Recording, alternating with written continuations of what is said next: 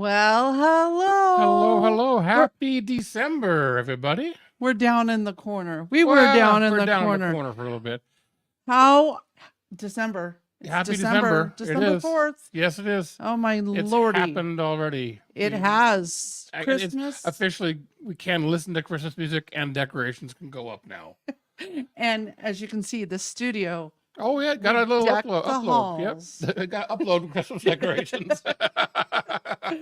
Well, welcome everybody to another Monday Night Live. Hello. Here from Houston, Alaska, in our home studio, where we come to you twice a month live with our Monday Night Live podcast. Right. And all we're doing is talking about Alaska, traveling to and from and within and about. And guess, right? yeah, tonight's topic is actually just Alaska in general. So 2 weeks ago, we did about Canada in general. So today we're going to just chat a little bit more about Alaska. Get you familiar, what to expect, expectations. Oh my gosh. That was one thing that I forgot to write down. Expectations of campgrounds in Alaska. Yeah. Don't go 15 stars on us, will you? So just quick housekeeping. You might have seen quite quickly, and let me see if I can put it up here. Put us back in the corner. I'd like the corner. We have our Christmas card exchange going on right now. We've received a couple. 2 cards? You might see them. They're hanging up by the Christmas tree, but we would love to send you some Christmas cards. So for every card we get, we will in return send one right back to you. And I'm guessing there's probably a little bonus something or other in the card. There's a message. Okay. So, and a Christmas card. The card in itself was a whole bunch of photos taken by our members from the 2023 travel season. So you may just see one of your own photos in our annual Christmas card. Well, that's pretty cool. It is. I like it. So, okay, let's get us back up into the main picture. There we are. Also, another quick reminder, I've been receiving a lot of messages asking about when tickets are going to go on sale for our annual Camp Out Rally. And It sounds like it's going to be a lot like Denali. Oh, Lordy. It's going to get busy I think that day. it's going to sell out pretty quick, considering how many people have been asking. But you can check out our website. There's a direct link to the rally website. We have 2 websites, actually, our normal RVing.alaska.com, or we have the rally website, which is RV2AKrally.com. And it has all the information that we have available up to this point. Tickets are not going to go on sale until March 1st. So we still have some time. And the reasoning behind that is we need to get solid on pricing from the campground and from some of our vendors that we have to work with before we can actually put the pricing out for your camping event. I still have a lot of work to do, and I usually start gung-hoing on the work come January 1st. That's in like less than a month now. I know. Wow. Thanks for reminding me, Lordy. So yes, with that, I guess. Oh, you did already answer the question about March. The tickets will be on sale. It should be March Announcements 1st. will be on sale in March. Or pricing. Maybe I will be able to announce sooner. Good. If I do, it will be on the website. So sales in March. Bookmark the website, and for sure, March 1st is my planned go live date. And obviously, when we go live, we will have pricing available. Absolutely. So, good. And then also our next live chat's coming up. So our next one is December 18th, and that's going to be talk about that. That one's focused on staying connected while on the road, as well as our favorite apps we like to use while we're traveling up here in Alaska. Sounds good. So it's going to be kind of a techie. It's probably going to be mostly her because I'm just the one, I do the driving. Well, she does the apping. But you help. I help a little bit. And then in January is our kickoff to all of our regional talks. So from January through April, we are going to be highlighting different regional areas of Alaska and spend each evening with you in each area. Right. We are going to go live on January 8th and January 22nd. So there's a break between Christmas and New Year's. There's a pretty good sized Well, break. the first Monday of January is on New Year's Yep. Day. So we're not going to meet that day. We're going to bump everything a week, but it still works out to be like every other 2 weeks. Sure. So January 8th, we're going to talk about the interior of Alaska. And January 22nd, we are going to highlight the Parks Corridor, the Parks Highway Corridor. Well, and speaking of the Parks Corridor, that's a highway system within Alaska. And Well, we're going to get are into we that. talking the highways now? Or Well, we still I got some have- announcements. I just have 2 little things Okay, left. she's still got some stuff to talk Oh about. Lordy, he doesn't have. I don't the have her notes written down for notes. Right. housekeeping, because I don't keep house. I'm the wife. That's yep. See, yep. I'm the driver. I watch. Oh, I was out riding my snowmobile today, so How was it? we need snow. Yes, we do. A little hard and icy on the trails. Oh, I see George is on. Hi, George. Hey, George. George is a regular member that lives over in Whitehorse. Very cool. Finally has that a George. Monday evening. Yeah. Yep. I'm just seeing who's all here. Linda Lewis, Rick Larson from Wisconsin. We have Jorge that is from, I believe, Miami. I was gonna guess somewhere south. Well, it says MIA, so I'm going to assume that's Miami. Mm-hmm. Last but not least, with the housekeeping, you obviously are watching us here today on our YouTube channel. If you like the content that we are providing you, please go ahead, hit that like button. Let YouTube know that we're doing a good job. Also, you can drop comments down below. Just like I said, I saw that George is here. And if you drop a comment down below, we will do our best to address it during our chat today. Right. I accidentally missed someone at the end of our chat 2 weeks ago. So Sorry. I apologize. I will try to do a better job to watch for your comments coming through. And finally, if you didn't see, we actually released a regular video on our YouTube channel this week. We did actually. Yeah. About Tote Maritime. I know Yes. we talked about Tote several live chats ago about shipping a vehicle, your RV, up or down from Alaska, from Washington. And so that video is finally live on our YouTube channel. So very informational. Very informational. If you want to find out more about the process of shipping your RV either to or from Alaska, go ahead and check out that video. We got to spend some time on the boat and within the facility, pretty much everywhere. It's pretty It cool. was really neat. So just a couple other shout outs. We got question mark from Canada. Hello, Question mark. What? He's a regular poster. We see him quite a bit. We have Darwin here saying hello, and Julie, I'm sorry, from Maine, and Linda's a regular Good. from North Carolina. Very And nice. Ron and Terry just want to say hello. Hello. Okay, Alaska. Welcome to Alaska. It's a big state. Excuse me. It's a very big state with a very small road system. Yes, our road Yes. system is relatively small in comparison, compared to other states where you've got highways and byways and interstates.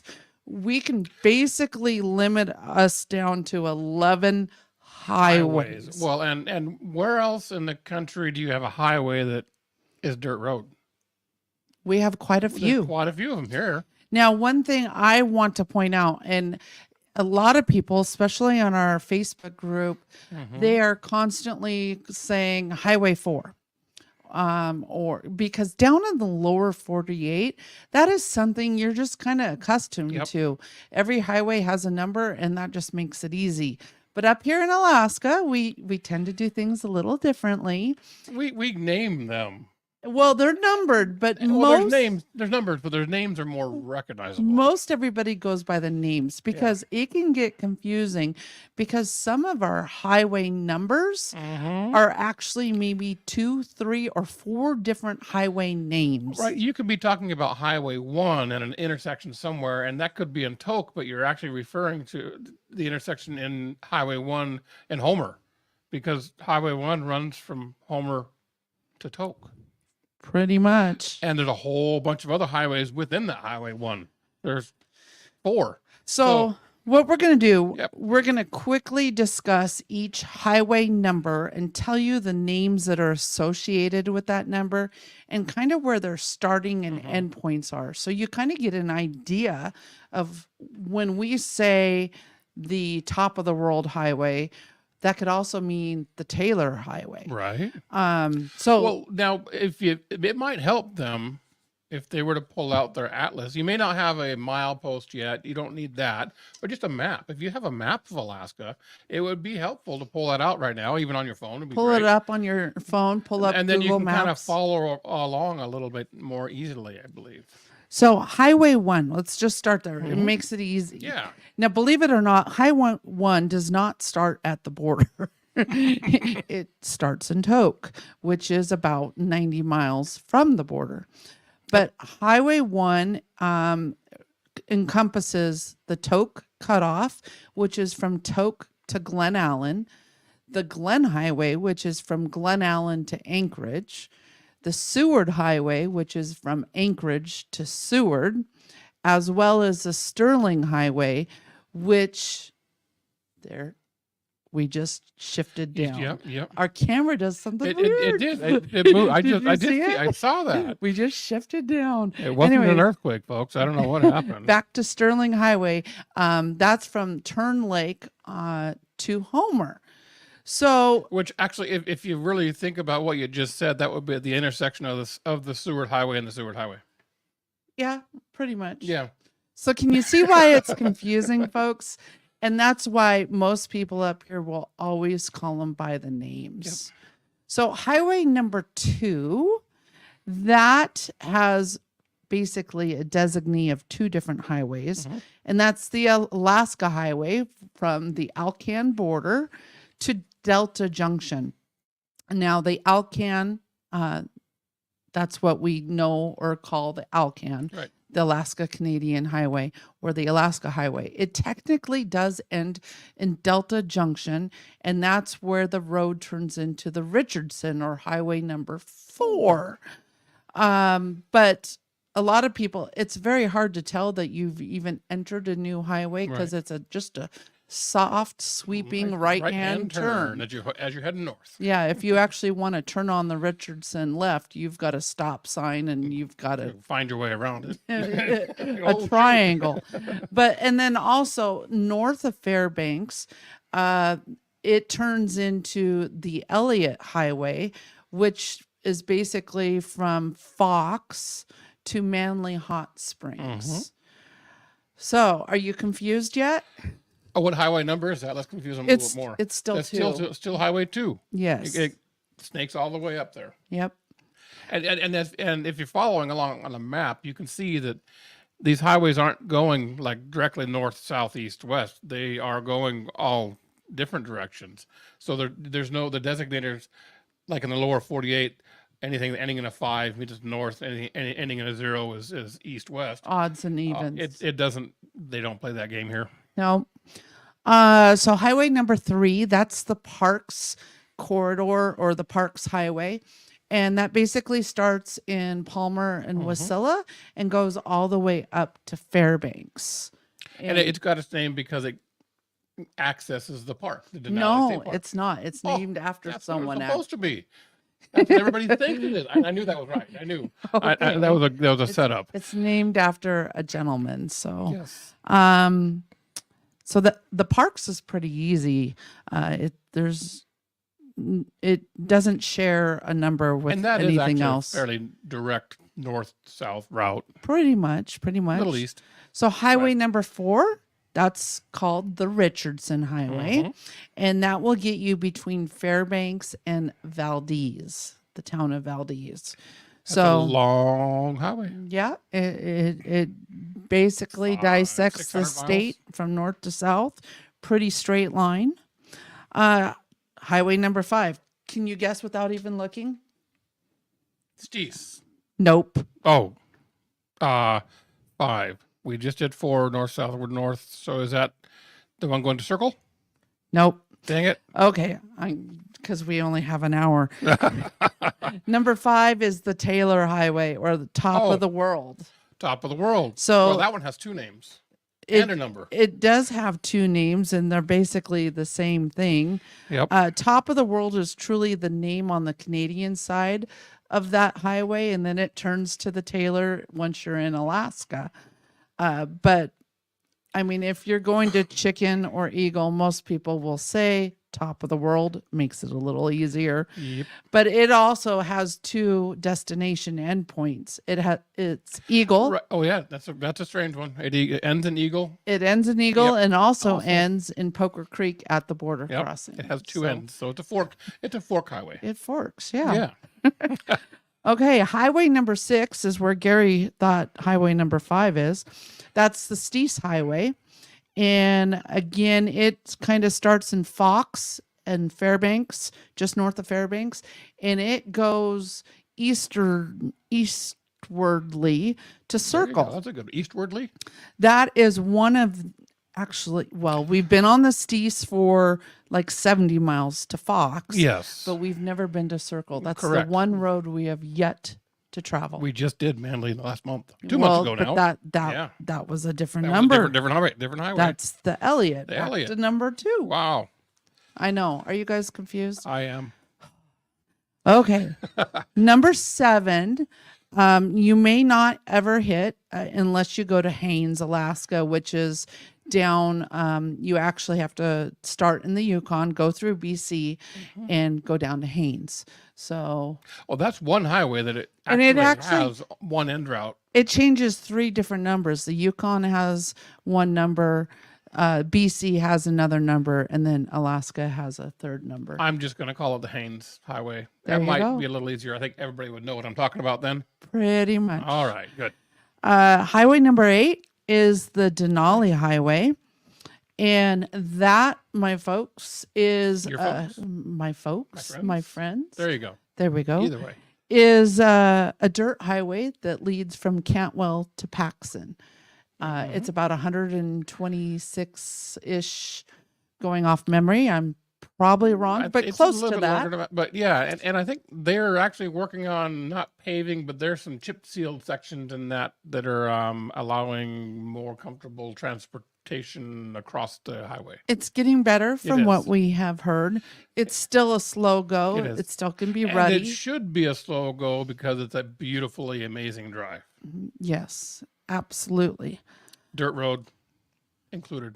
And the mountains are, Yes. it's absolutely gorgeous. It's been too long. Okay, that was highway number 8. Highway number 9 Oh, we're going back to Seward again. We've already been there.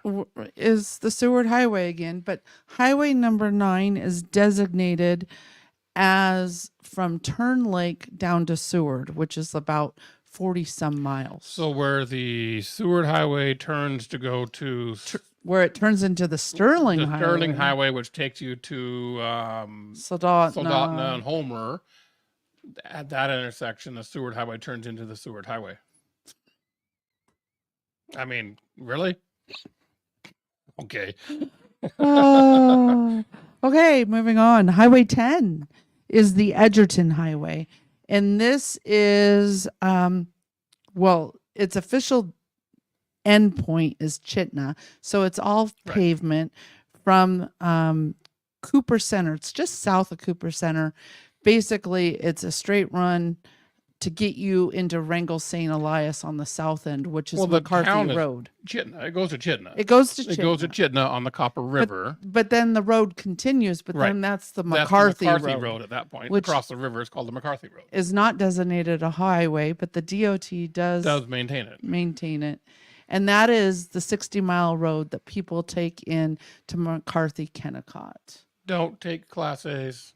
to McCarthy, No. Kennecott. Keep it in Chit. Yep. now. Anyway, that's a whole different talk. We'll have a regional talk about that. Yes. And finally, highway number 11, the last of our numbered highways here on the Alaska road system, is the Dalton Highway, which actually starts in Livengood, which is about 70 miles north of Fairbanks or Fox, and it goes all the way to Dead Horse or Prudhoe Bay. Dead Horse at Prudhoe Bay. Yep. Well, Dead Horse is the town. Is the town. Prudhoe Bay is the location area. So that is our highway system. And now you can see why most folks are, when someone says a number, we always say, just say the name. What's the name? Because I don't know the numbers. These numbers are foreign to me. We always use the names, and now you kind of understand why. I kind of laugh when we attended the Alaska Travel Industry Association conference last month. They actually played a game, and this is all travel industry people. All Alaska travel and live in Alaska. And some of their questions were, "What are the highway numbers? What is highway number 8?" And I can tell you, most people got them wrong. So, but now if you tell them what the highway name is, they'll should be able to tell you exactly where it goes. Okay, so Joe has a question. All right. And can you speak to the RV accessibility of the highways as you talk about them, please, particularly height and length, etc.? Well, we can just do a real quick summary on that. That's a pretty easy one. The lowest clearance bridge you're going to come across is on the Glen Highway out of Anchorage, and that's 16'9" clearance. So most motorhomes should be fine. The only highway, there's only 2 highways that are dirt. That would be the Dalton and the Denali. No. And the Taylor. And most of the Taylor. And the Steese. Well, there we go. And okay, so let's just say dirt. And I'm going to just look down the list and let you know. So we have the Elliott Highway, which is basically north of Fairbanks to Manly Hot Springs. That is an all dirt road. We cannot necessarily talk to the quality of the dirt because when we drove it, it was frozen with ice and snow. Now, we did have this conversation a couple weeks ago on the page. Manly is not very well set up for RV traffic. No. There's no campgrounds in the area. There's a lot of private property and native lands that you cannot trespass or park on the side of the road. So I really wish there was more camping availability in Manly. There's a group working on it. The resort is thinking about it, but right now they have other fish to fry. I did speak to them and said, I know a lot of people would be interested. Yep. But that is a dirt road.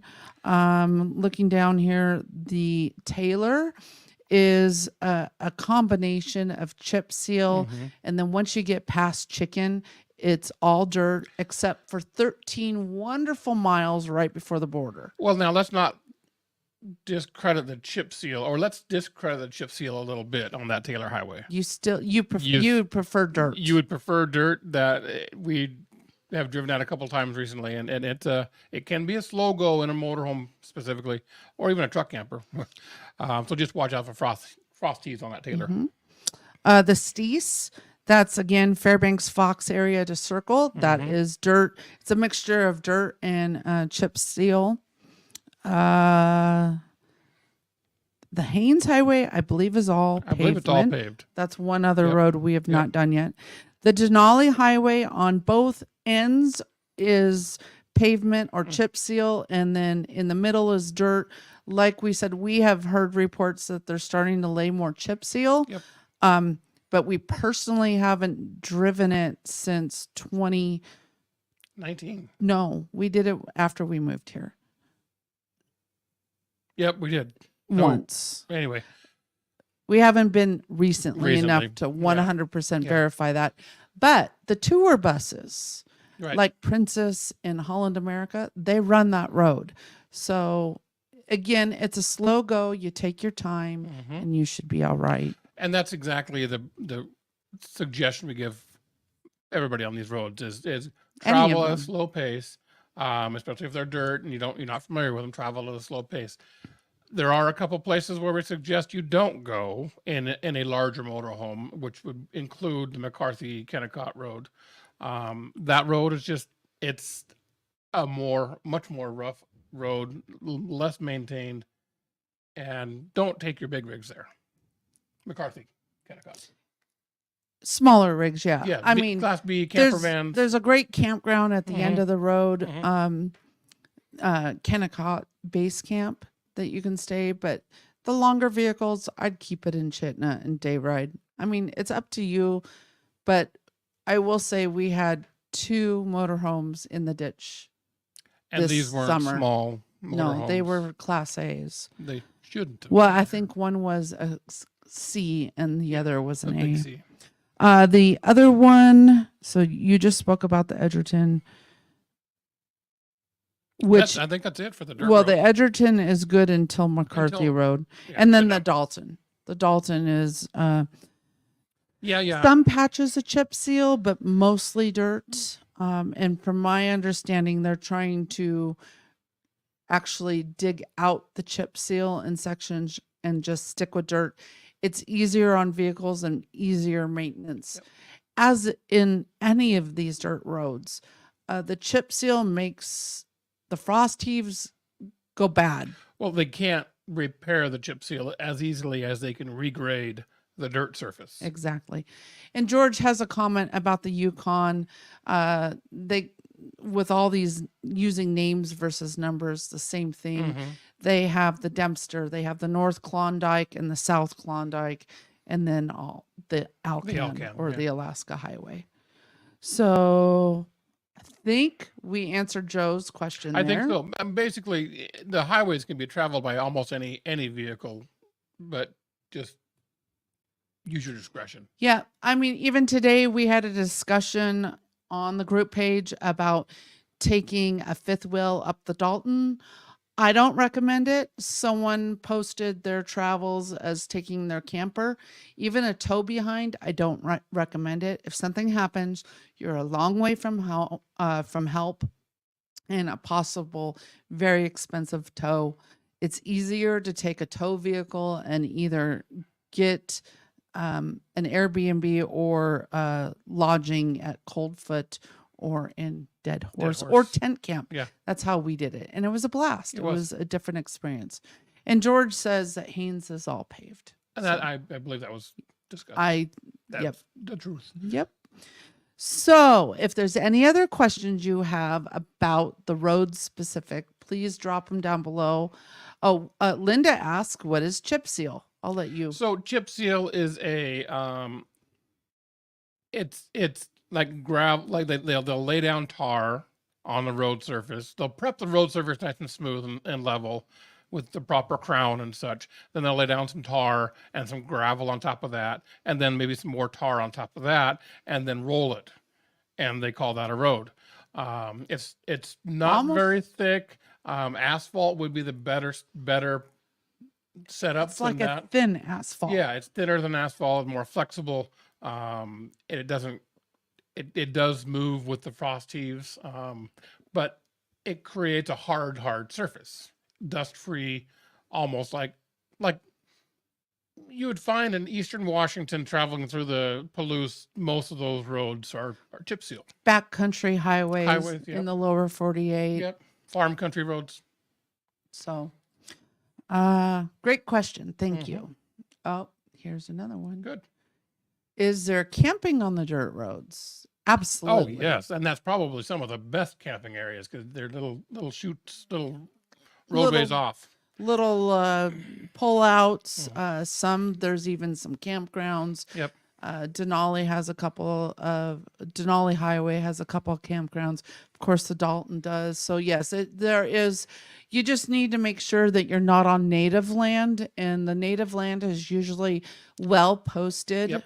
You're going to look for an orange sign. Not always orange, but A lot of it lot of is it is, orange, yeah. and it's Otna land. That's mainly over in the interior on the Tote Cutoff. There's also some on the Denali Highway, so you do have to watch for that. Yeah. But if it's not allowable, it should be posted. If there isn't a sign that says don't, then feel free. Pretty much. That's kind Pretty of the, much. kind of the Not rule. all the native land is posted though. So you Right. You have to know about the native land, but if you're yes. a great resource, it. and we're going to talk about it in our next Monday Night Live in 2 weeks. Onyx is great because it will show you what is public land, what Right. is native lands, etc. So that can help with that. So hopefully that answers your question on that. Well, someone else, Rick Larson. Okay. Do you recommend 1 or 2 spare tires for a pickup truck traveling up the Dalton?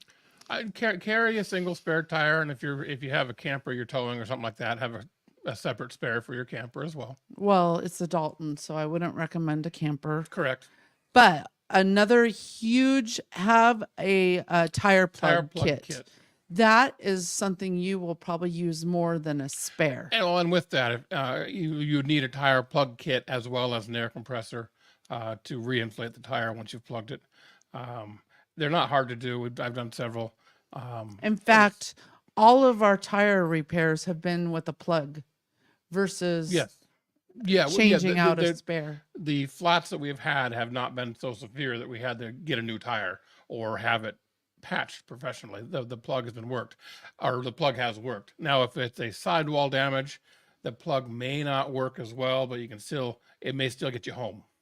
Exactly. And I know in a conversation we had on the Facebook group earlier this week, or maybe it was last week, someone was asking about their motorhome. Do they bring a spare tire for their motorhome? And if you feel that you want to have that extra comfort level, I just recommend bringing the rubber. Yep. You don't need to necessarily, having an extra rim with the rubber mounted on it. That's super expensive.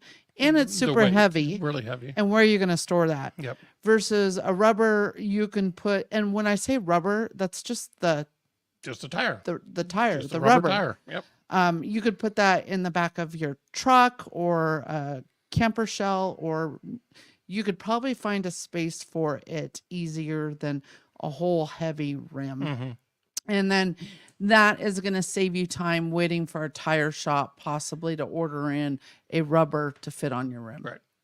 And that is the best selection, best option.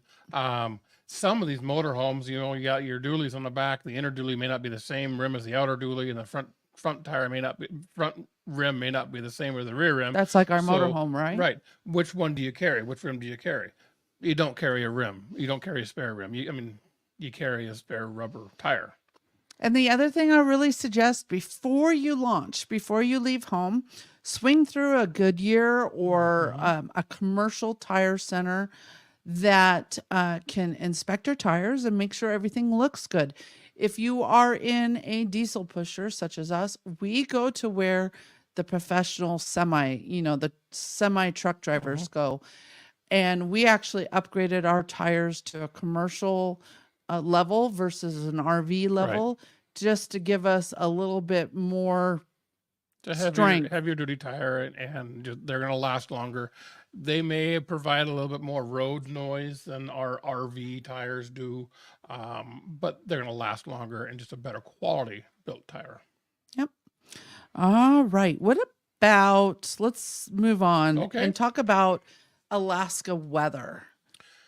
Well, today it was 14 degrees and partly sunny, lower humidities, slight breeze out of the east, but that's not every day. That was a pretty calm day today. So in Alaska, we have seen as high as almost 100, and it kind of depends on the areas that you're at. Right. The coastal areas are going to be cooler and wetter versus the interior is going to be hotter and drier. Or you're going to have a summer like we did last year and it just rained everywhere. We had sprawl. We didn't have summer. We had sprawl. Yeah, spring straight into fall. Yep. But, one thing we suggest is just plan to bring a wardrobe that layers well and covers you in all sorts of climate. And also, if it's raining, you just need to, You don't have a, there's no excuse for a rain day. as I call it, embrace the suck Yep. and get out Get and out just and do still it. enjoy it, Yep. because you can't let the weather dictate if you're going to stay in or not.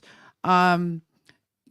I will say sometimes the cloudy days, like on the coast, if you're going to do a wildlife cruise, Right. Yes. the less sunnier days, you might actually see more wildlife and see more contrast, because the sun can really glare and hide a lot from you. Well, as most photographers know as well, a clear bluebird day is almost the most difficult day to shoot a great photo of the animals or the glaciers or something like that. So you might want to have a little bit of cloud cover for those photo opportunities. So bring a little of everything, and Yep. even winter gear.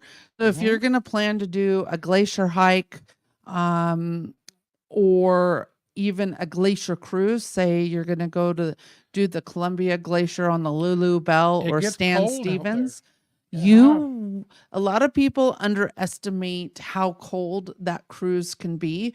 So bring a winter hat, bring winter gloves, and if you're a Floridian or a Texan, You're gonna be cold. maybe even bring heavy jacket. some long underwear or shelled pants, So just to help. When you're on those cruises, you're on the water. The air flows downhill from the glaciers. Winds blow down the glaciers onto the water, and those winds are cooled by all that ice immensely, and it's like the refrigerator effect. I think you need to talk more into the mic. Refrigerator effect. Yeah. So with that, it's noticeably cooler by the glaciers. You get out from where the glaciers are, and it warms up quite a bit. So I always say 4 seasons is appropriate for a summer trip. Also, a lot of people ask about the mosquitoes, and They are a thing. they are a thing. They are huge.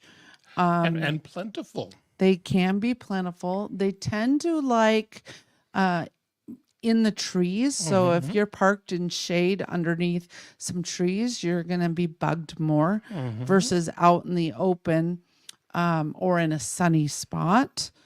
Generally coastal, like on the shores of the ocean and inlets, you're not going to see as many mosquitoes. No, if it's breezy, you will probably barely see them. Yep. So some big areas where we've seen monster mosquitoes is up in Fairbanks, like at the Chena Lake Lakes. recreation area. Toke, we've seen them pretty bad. Denali Highway. Denali Highway, horrendous. Oh, and the Dalton. Lake Galbraith, that camping area on the Dalton. My gosh, it was. So another couple pieces of equipment I highly recommend to combat the mosquitoes is maybe a mosquito net to put it over your face, especially like if you're going up on the Dalton, you're going to need one. Yep. As soon as you step outside, they swarm you. They smell you and they want to bite you. So the head net will help.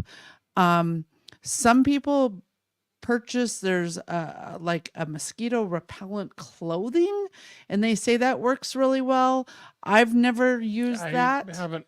But I guess it puts off an odor. I know you use DEET. DEET is one of those controversial chemicals that you can use, and it does work very well, even in the Galbraith area, Dalton. You don't put it on your skin. You put it on your clothing. If you got a neckband or something like that, you douse it with a DEET. Well, not douse it, but you just spray dab. dab the DEET on the neckband and wear it around your neck or wristband or the cuff of your jacket or something like that. You don't put it on your skin directly. And DEET does work. I mean, I've got the 100% stuff, and that does really well. The 25% stuff still does okay. Another product that is organic and not harsh and safe for you is what I use, and it's a doTERRA product. It's an essential oil, and it's called Terra Shield. I have found that works, but I have to apply it a lot. Right. But I also would apply it to the dogs. It's safe for the dogs, and it keeps the mosquitoes off the dogs? The mosquitoes will find the dog's nose and in their ears, because those are where the easy access to the skin, so they can actually get a bite. So we apply them inside the ears, and then I try to put on as close to the nose as possible on Spirit, so the mosquitoes don't hang out there on the nose. Marv just asked that question. So, hi, Good. Marv. Hey. We are going to have a nice meeting with you here in a couple days. And also Thermacell products. Yes, Thermacell. Thermacell products are really good. They do work very, very well. And Thermacell is another product you have to keep outside. Mm-hmm. I tend to hang one right at our front door. So when we're going in and out of the RV, the mosquitoes are staying away from that opening, which creates less chance of them getting into the RV. And they have some products that you can wear on your body personally, and other products where you can set on a table, and they'll create an area of discontent for the mosquitoes. Yep. However, on breezy or windier days, it doesn't work as well, because that scent gets blown away very easily. And finally, I think the funnest way to combat mosquitoes is the mosquito tennis racket. Yes. There's nothing more enjoyable than swatting at them and hearing the zap, zap, zap, knowing that there's one less mosquito in the world.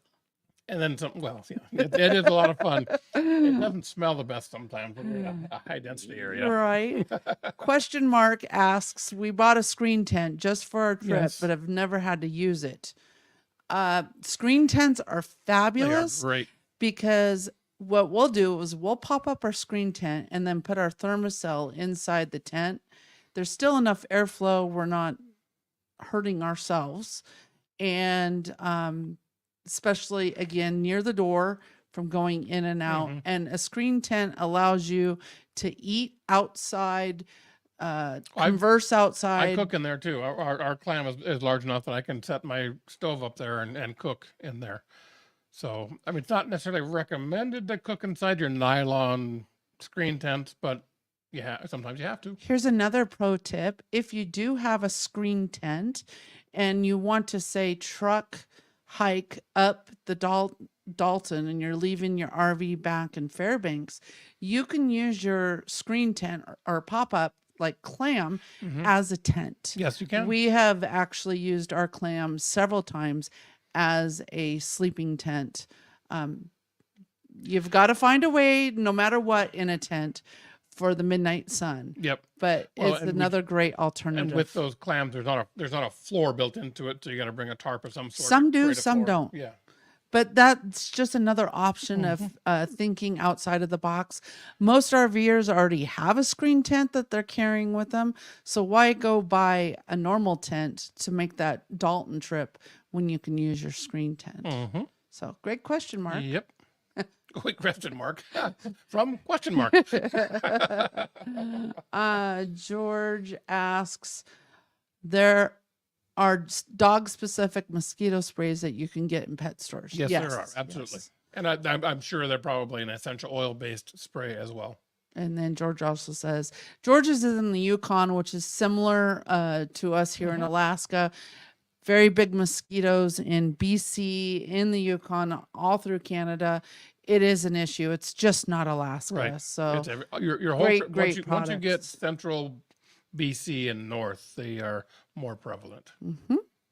Let's see. Anything else about mosquitoes that you can think of? What about any other critters? Okay, so snakes? No. None. Reptiles? None. Small frogs. Oh yeah, we do have. We have some small frogs.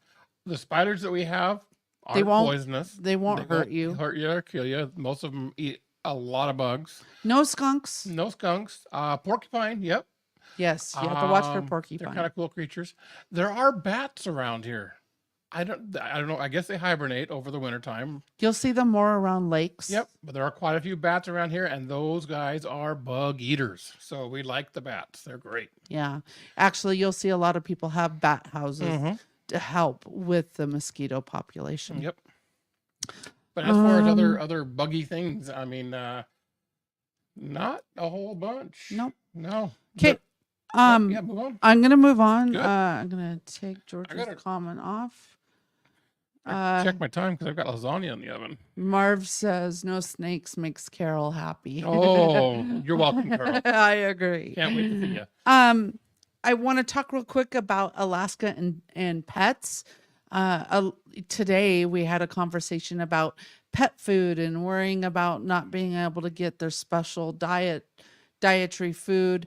I will say you got to remember Alaska is very canine friendly. Absolutely so. And feline, but specifically canine friendly. We have tons of pet stores. Most of the vet clinics will carry prescription pet food, just like your vet down in the lower 48. So if your pet is on a prescribed, what do you call it? Diet. Maybe have your vet when you go and get your health certificate. Because remember, guys, we talked about this a couple of weeks ago on our November 6th podcast about crossing borders. You need a health certificate to bring your pets into Alaska. It's an Alaska state law. The Border Patrol isn't going to ask you about that, but it's something you need to do. So when you're at the vet, have your vet write a written prescription in case you need more while you're here in Alaska. And now think about it, Jill. How pet friendly are we? Well, how many winter mushing races are there that we have around here? There's probably more working dogs in Alaska than an people. amazing amount of dogs here. I saw a team of 14 today out there running the trails. It was amazing. Okay, we have something here. I need to back up. Okay. Kim, because it was a little bit ago. Back to clothing. Is it best to bring rubber boots like Extra Toughs and hiking boots? Yes, both. and yes. Both. Not planning on any excursions except hiking trails that are accessible from campgrounds, lake areas, parks, and Denali. Yeah. And yes, Extra Toughs is a great brand. I own several pair, and so does Gary.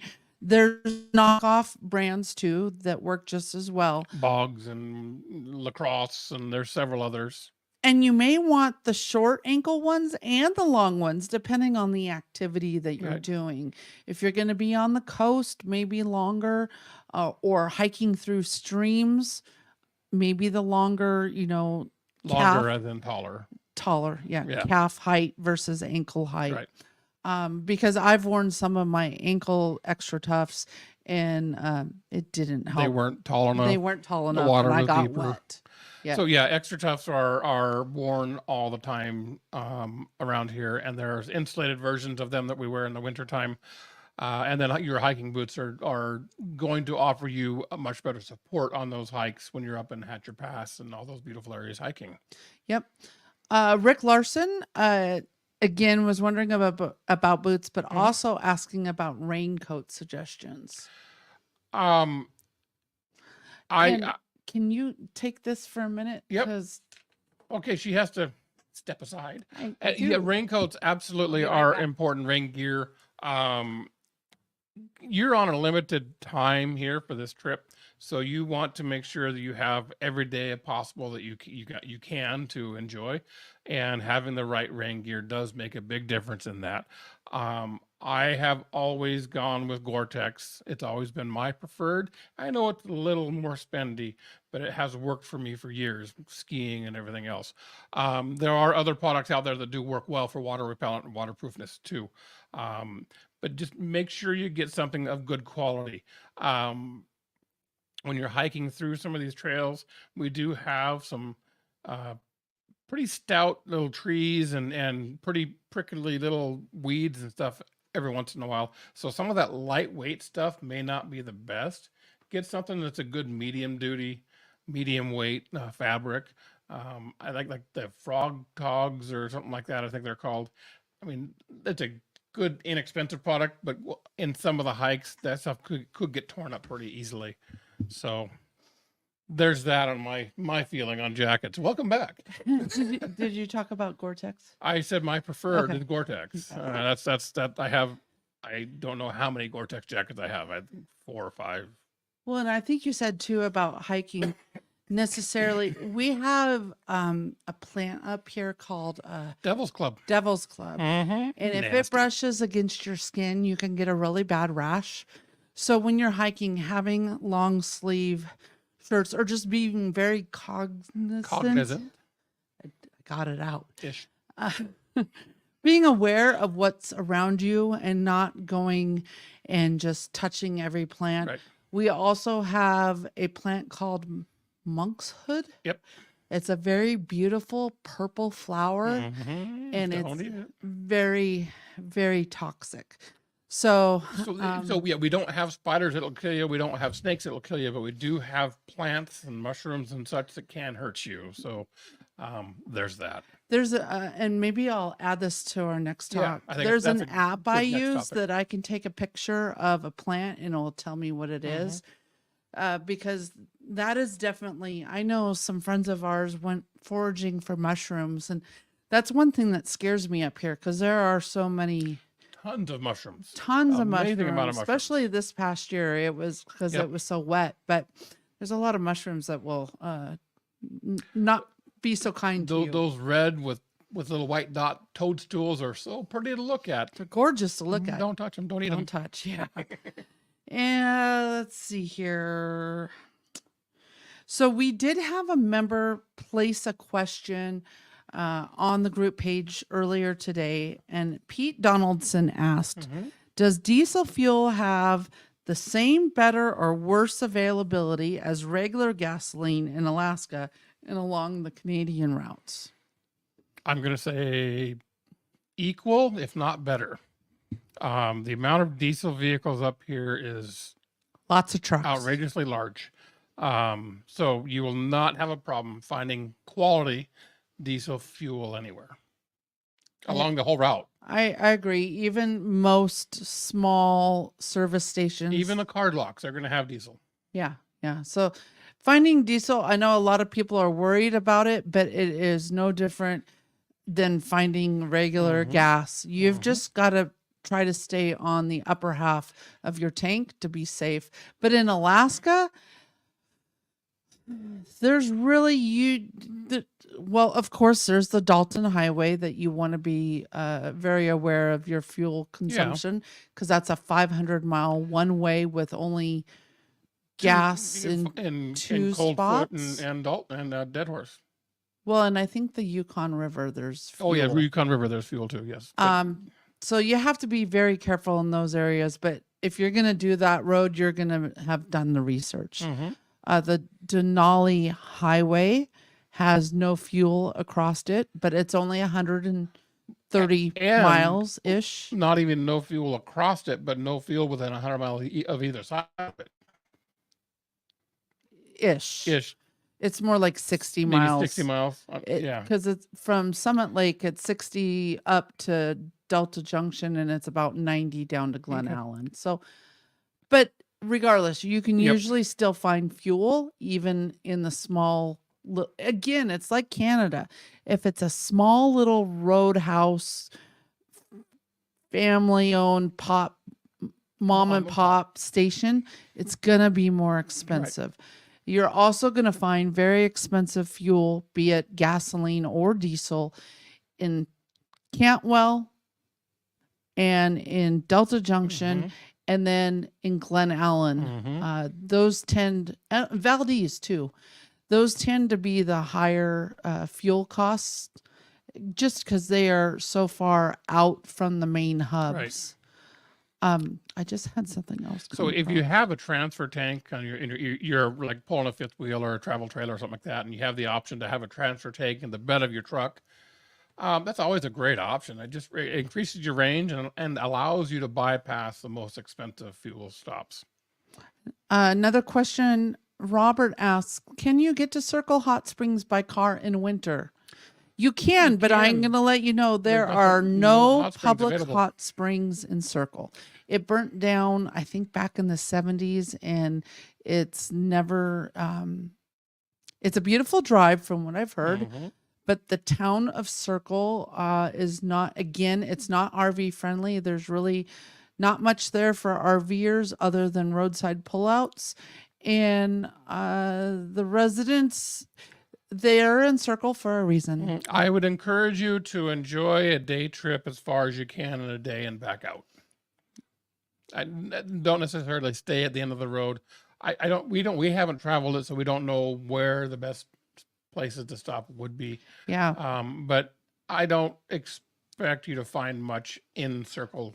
Well, and just the name, I mean, when you see Circle Hot Springs, you assume there's a hot springs, kind of like Manly. You assume there's public hot springs in Manly, and there's not. There's the only public hot springs in Manly is at the resort, which you have to be a hotel guest of, or if they do not have multiple hotel guests, then they may sell you a 1 hour guest pass, but that's only if they have only one rental rented. If they have two rentals, so they Getting a little deep. well, what I'm trying to say is, say you're going to chance it and drive all the way to Manly Right. to find out that they will not open their hot spring to the public because they have more than one cottage rented.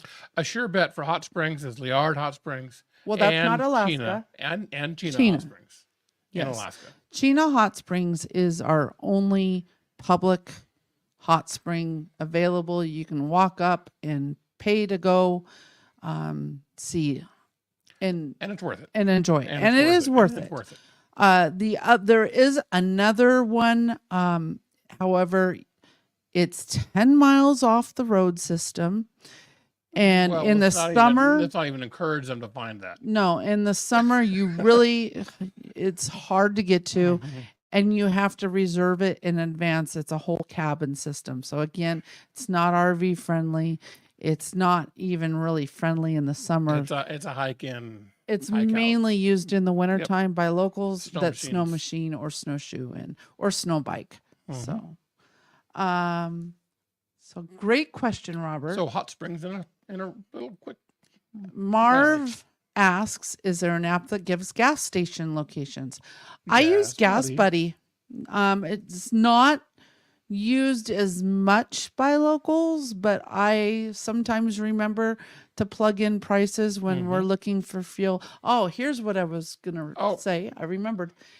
Believe it or not, diesel tends to be less expensive than regular fuel in the summertime. True fact. Yes, not right now. Not right now. Diesel at our favorite little place right now is $3.97 and regular is $3.64. For So, reference. but in the summer, usually diesel's cheaper than okay, unleaded. sure. And it's always been that way. Yeah. In 17, it was yeah, that yeah. way. 19, it was that way. And since we moved here, I don't feel that savings because my Jeep, which takes unleaded, we put premium. So, Well, it takes, that's what it says. You got to put that 91 octane in there, but we only got 90, so but sometimes, and a good majority in the summer, diesel's cheaper. Hey, I'm always about saving a penny. All right. So we got to did page that. 2 yet? No, we're going there. So the type of campgrounds, as you know, and I think I'm going to just cover the passes because we are almost at the hour mark. I see. We're really close. So we do have lots of public camping available. There's Alaska State Parks. We have a couple of national parks where there's campgrounds within them. That's Wrangell St. Elias and Denali. Kenai Fjords does not have a campground. It's tent only. We have BLM land that you can camp at. A lot of it. 14-day stay at a time.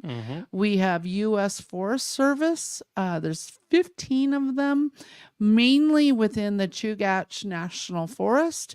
And there's one campground over on the Copper River Delta. That all can be booked on recreation.gov. U.S. Fish and Wildlife has 3 different wildlife reserves that has camping available up on the Dalton, down on the Kenai Peninsula and in the Tok area, and then many city campgrounds. Oh, there's a bunch of those. So Seward Waterfront, Homer, Whittier, just going off the top of my head. We did learn from one of our members. They actually got a hold of someone down at the city of Seward, and their reservations are going to open up at the beginning of January. You almost got that word out. Reservations. I got it. So normally in the past, it's been around since It's they been went later to than that. a reservation Yeah. system. It was in April. So, but according to this gentleman, it's going to be around the 1st. So, Thank you to this gentleman. So thank you, Dawn, for looking that up. I know who that I will be keeping an eye on that, and hopefully it's not as much as a soup sandwich as Denali was. I have to thank still my is. friend Steve for that wonderful Yep. description. Soup sandwich. Soup sandwich. That's a clean way of saying what up. What a mess it is. I know a lot of you had a lot of frustrations, and it happens every December 1st. But I know a lot of you got your bookings in, and I'm excited for you to enjoy Denali National Park. Just it is remember, amazing. if you want to rally with us, don't book July 21st through the 25th, because you want to be in Glen Allen with us, partying up. One other quick note about state parks. If you are a disabled veteran, you get a free Alaska State Park campground pass, free of charge. You do not need to be an Alaska resident. You can live anywhere in the good old US of A. You just need to be a disabled vet. The camping pass is valid in all developed Alaska State Park campgrounds and can be obtained from the Anchorage or Fairbanks public information centers. I will, after this goes live, put it in the addresses in the description of the video, at least with a phone number. And you can call, submit the proper paperwork, and you'll get a free camping pass for Alaska State Parks. And I believe it's good for 2 or 5 years. It's not just 1 year. That's great. Good deal. So that is an awesome service for our disabled vets. Please do that. If you're a disabled veteran, please do that. You have earned it. And thank you. Robert asks, are there public use cabins that can be reached by car in winter? Oh, we have another winter. Oh, well, Boya Lake. Well, actually, Robert, almost all of our public use cabins are the most by car. By car. By car. Okay, let me think. Boya. Boya. No, not Boya. Well, they just. It's don't not allow- called Boya. That's in Canada. Oh no, Byers Lake. Byers Lake. Byers Yes, Lake. up in Denali Yes, State Byers Lake. Park. Those public use cabins are a short little hike. There may be others. I'm not seeing it in my head right now. What I would do is There's a whole app for that for the state. you go on, I believe, recreation.gov, and you can there's a toggle mark to look at cabins and see where they're all at. And they're very good about letting you know how you can get to them. Yes. Either it be skiing cross-country skiing, snowshoeing, snow machine, Boating. vehicle, or boat. Because there are public use cabins all over. I think there's very few that are actually on the road system. Right. Most of them are very remote. I believe there's also some cabins that you definitely can drive to in Denali State Park, which is the Ken Segugi. Yeah, that one. So, and that's just down the road from the Byers Lake. So, Same area. yep. Great question. And yeah, and as residents, those cabins get used a lot. The public use cabins. Linda Lewis asks, how much is a state park pass? Did you look at that today? I don't know. Nope. I don't know. We normally just, when we have to pay for parking, it's usually like $5 for day use. And there's usually they used to be Iron Rangers, but now they're electronic metered. You put in your credit card and you pay a daily Are we fee. going to call those E-Rangers now? E-Rangers, I guess. I don't like that term. Something. But again, you can go to the Alaska State Parks website and get that information. I apologize, I don't know. We've actually never bought a state park pass. It's our state park pass works at trailheads pretty much. Some trailheads for when you're going to go hiking and parking. So that is usually $5, and that we do it. I'll gladly donate on a daily basis. We don't do it enough to warrant a yearly pass. But if you're a big hiker, that might be something you might be interested in. Also, interagency passes. So if you have like the senior interagency pass or an access pass, if you're disabled, that will allow you a 50% discount on some campground that is serviced by the Forest Service, National Park Service, BLM, Bureau of Reclamation, and U.S. Fish and Wildlife. So again, it's based on the campground who runs it, but there are quite a few that I know. A lot of seniors, when they have that, they get a 50% off. Yep. George, look at this. George, I need to make you a moderator. Did he just do that research and pull it up there? So our Canadian in the crowd is giving us our prices. Thank you, George. Amazing man. So he says annual pass, daily parking, daily parking pass, $60, $75 starting January 1st. I think that's the annual, because I know parking is like $5. But Boat launch parking pass, for the year, not for the day. Disabled veterans annual parking pass free. And I don't think anyone really here needs a boat launch pass, even if you have a kayak or anything. I think I saw one person saying they're going to bring their boat up, which I would second guess that. It's boating here is very different. It's mostly coastal. We have some lakes that can take a boat, but there's a lot of motor restrictions. There's plenty of lakes you can boat on. So I also wanted to talk about fishing and hunting, but maybe we'll hit that. We'll do that at another next time. Night. I mean, there's an easy way to sum it up. Make sure you have your fishing license. Yep. By the year pass. If you're going to go more than once, just by the year pass. Okay, well, yeah, let's just quickly. I'm going to say that's all I need to say about it, really. Well, let's just explain why. For a non-resident. Let's just go fishing non-resident. Fishing non-resident, 1 day pass is $15. A 3-day pass is $30. A 7-day pass is $45. They have a 14-day for $75. That's a new one. Or an annual for $100. So I don't know if those are those 14.